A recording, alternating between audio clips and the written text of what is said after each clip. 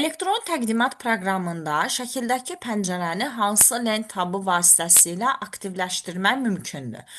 Və burada recording yazılan kiçik bir pəncərə görürük. Deməli, bu pəncərəni aktivləşdirmək üçün biz Slideshow lent tabına daxil olmalıyıq.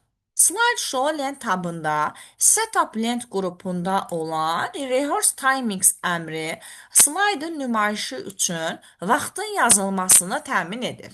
Belə ki, bu əmrə daxil olduqda hər bir ayrı-ayrılıqda hər bir slaydın nümayişi üçün vaxtın yazılması bu cür təmin edilir.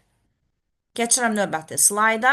Sağ tərəfdə ümumi vaxt, sol tərəfdə isə cari slayd üçün yazılan vaxtı görmək mümkündür.